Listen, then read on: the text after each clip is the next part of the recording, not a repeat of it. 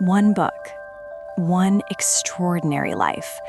48 chapters of saints, science, and the search for God. I'm Kai, And I'm Maya. and this is our take on Autobiography of a Yogi, chapter by chapter.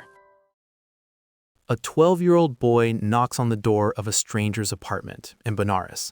He's got a letter of introduction in his pocket, rupee notes from his father, and absolutely no idea what's about to happen to him. Chapter 3, The Saint with Two Bodies. And this is the chapter where the book really starts to show you what it means when it talks about the powers of a yogi. Not in theory and practice, in broad daylight in the streets of Benares. So here's how we get here. Mukunda's father has a business matter to propose to a friend in Benares named Nath Babu, but he's unfortunately lost the man's address. So he figures, I'll send Mukunda to find him through our common friend, Swami Pranabananda. The Swami, his father says, my brother disciple, has attained an exalted spiritual stature. This second note will serve as your introduction. You will benefit by his company. And then comes the wonderful fatherly warning. Father's eyes twinkled as he added, mind, no more flights from home. Kai, still nervous after the Himalayan escape attempts. But he also knows his son. Yogananda writes that his keen love of travel was seldom hindered by father. He permitted Mukunda, even as a mere boy, to visit many cities and pilgrimage spots, usually with one or more friends, traveling comfortably on first-class passes provided by father. His position as a railroad official was fully satisfactory to the nomads in the family. I love that phrase, the nomads in the family. So Mukunda sets forth with the zest of his 12 years, though time has never dimmed his delight in new scenes and strange faces, he says. He reaches Benares and proceeds immediately to the Swami's residence. The front door is open. He makes his way to a long, hall-like room on the second floor. And there he is, Swami Pranabananda, a rather stout man wearing only a loincloth, seated in lotus posture on a slightly raised platform. His head and unwrinkled face are clean-shaven, and there's a beatific smile playing about his lips. Not a grin, not a performance, something that just lives on his face naturally. And the first strange thing happens immediately. To dispel Mukunda's thought that he had intruded, the Swami greets him as an old friend, in this childlike voice, full of warmth. Baba Anand, bliss to my dear one. Mukunda kneels and touches the saint's feet. He asks, are you Swami Pranabananda? The Swami nods.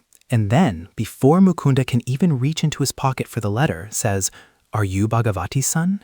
His words were out before Mukunda had had time to get father's letter.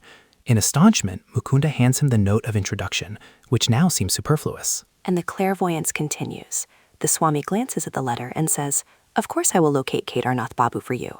He makes a few affectionate references to Mukunda's father, and then he drops this remarkable line. You know, I am enjoying two pensions. One is by the recommendation of your father, for whom I once worked in the railroad office. The other is by the recommendation of my heavenly father, for whom I have conscientiously finished my earthly duties in life. And 12-year-old Mukunda finds this very obscure. He actually asks, what kind of pension, sir, do you receive from the heavenly father?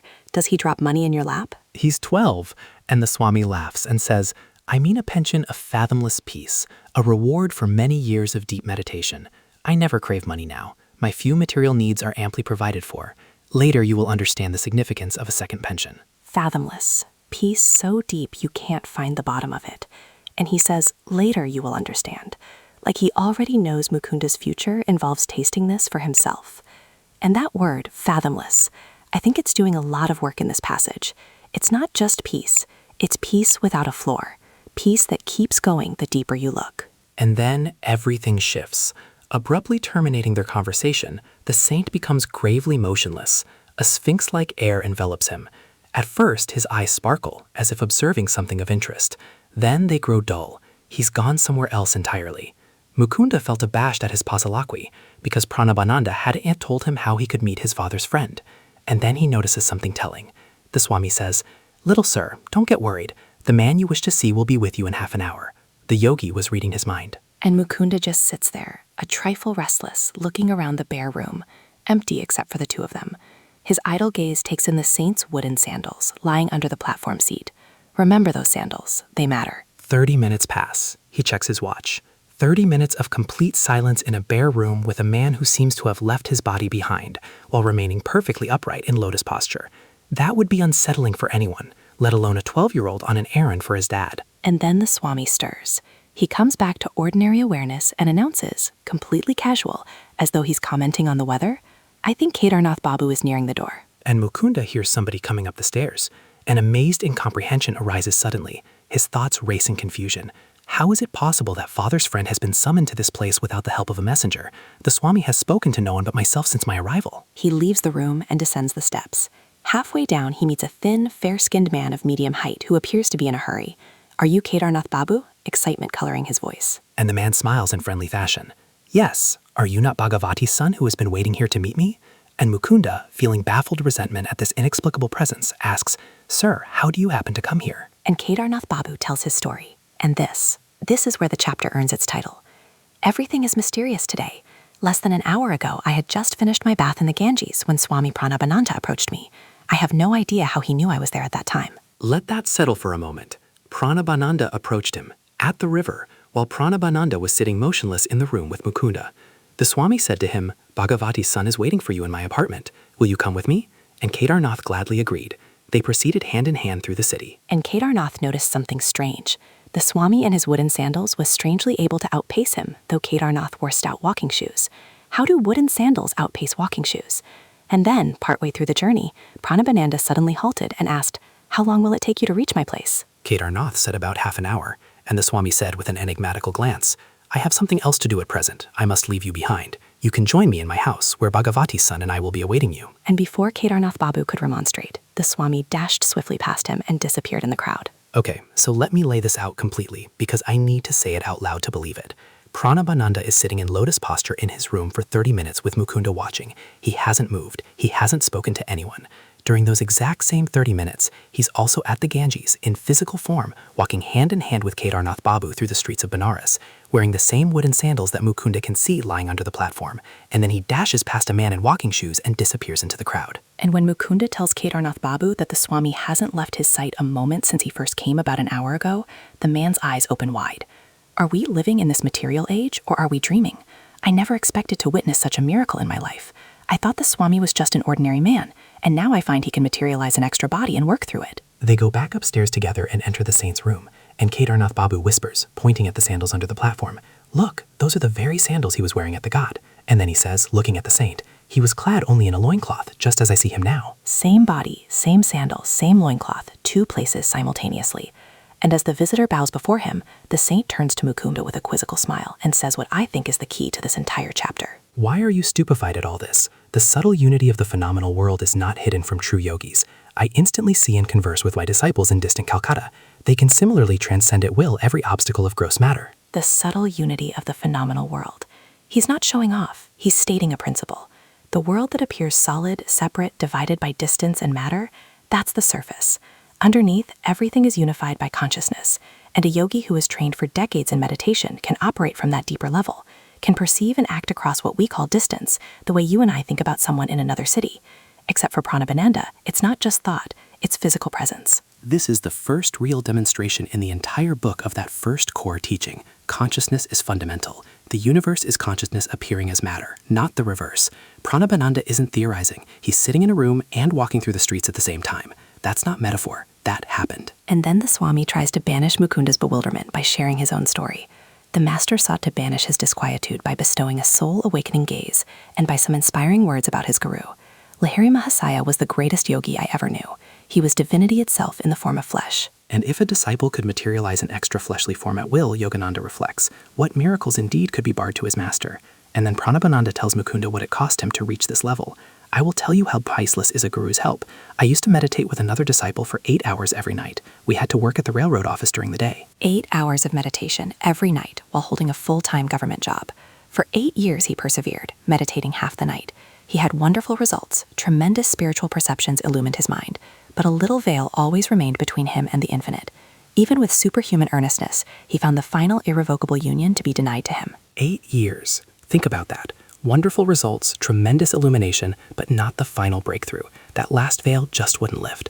I keep imagining what that must feel like, to taste something divine every night and then open your eyes every morning and still be separate from it, to be so close and have that final union denied. And one evening, desperate, pushed to his absolute limit, He goes to Lahiri Mahasaya and pleads for divine intercession. His importunities continue during the entire night. His exact words, "Angelic Guru, my spiritual anguish is such that I can no longer bear my life without meeting the great beloved face to face." And Lahiri's first response seems almost dismissive. What can I do? You must meditate more profoundly. Meditate more. After 8 years of meditating 8 hours a night. That sounds like telling someone dying of thirst to dig deeper. But I think Lahiri was testing whether the desire had reached the point of absolute desperation. And it had, because Pranabananda cries out directly to God through his guru. "I am appealing to thee, O God, my master. I see thee materialized before me in a physical body. Bless me that I may perceive thee in thine infinite form." And Lahiri Mahasaya extends his hand in a benign gesture. "You may go now and meditate. I have interceded for you with Brahma." He interceded. He went to God on his disciples' behalf. That's the guru-disciple relationship at its most intimate, isn't it? You reach as far as you can, and the guru reaches the rest of the way for you. That's exactly what it is. And that night, it happened. Immeasurably uplifted, Pranabananda returned home and meditated. And in meditation that night, the burning goal of his life was achieved. Not a glimpse, not temporary, permanent. Now I ceaselessly enjoy the spiritual pension. Never from that day has the blissful creator remained hidden from my eyes behind any screen of delusion. And Yogananda describes the transformation beautifully. Pranabananda's face was suffused with divine light. The peace of another world entered Mukunda's heart. All fear had fled. Just being in the presence of someone who has achieved that, it changes something in the room. And then comes the part that's both profound and genuinely hilarious. Some months later, Pranabananda returns to Lahiri and says he can no longer work in the office. "Divine Guru, I can no longer work in the office. Please release me. Brahma keeps me continuously intoxicated." He's so drunk on divine bliss that he literally cannot function at his desk job. And Lahiri, instead of saying something mystical, gives him the most practical advice you can imagine. Apply for a pension from your company. And Pranabananda asks, "What reason shall I give so early in my service?" And Lahiri simply says, "Say what you feel." So he goes to the railroad doctor and says, "At work, I find an overpowering sensation rising in my spine. It permeates my whole body, unfitting me for the performance of my duties," which is technically, completely, absolutely true. And the doctor, without further questioning, recommended him highly for a pension. And the divine will of Lahiri Mahasaya, Pranabananda says, worked through the doctor and the railroad officials, including Mukunda's father. They automatically obeyed the great guru's spiritual direction and freed him for a life of unbroken communion with the beloved. So that's the second pension, the first from the railroad, the second from the infinite itself. 2 pensions, both perfectly legitimate in their own domain. One measured in rupees, the other in fathomless peace.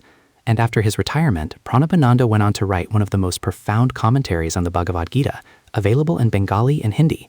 The man's gifts didn't stop at bilocation. And as Mukunda is leaving, touching Pranabananda's feet reverently, the saint gives him a blessing. "Your life belongs to the path of renunciation and yoga. I shall see you again with your father later on." And Yogananda confirms that the years brought fulfillment to both these predictions. There's something remarkable about how all these saints keep recognizing Mukunda. Think about it across these 3 chapters.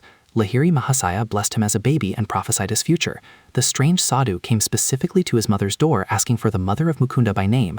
And now Pranabananda knows who he is before the letter is even produced, reads his thoughts, and tells him his life belongs to yoga.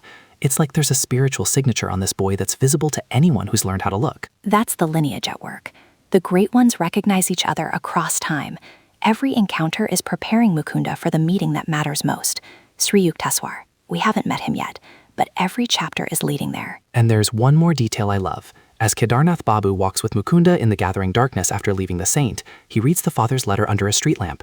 It suggests he take a position in the Calcutta office of the railroad, and Kedarnath Babu says with this wonderful resignation, "Your father suggests that I take a position in the Calcutta office of his railroad company. How pleasant to look forward to at least one of the pensions that Swami Pranabananda enjoys. But it is impossible. I cannot leave Benares. Alas, 2 bodies are not yet for me." I love that line so much. Even the ordinary man, the practical businessman, the friend of Mukunda's father, can appreciate what he's witnessed. He knows he saw something real. He just also knows he's not ready for two bodies of his own, and there's something very honest and very human about that recognition.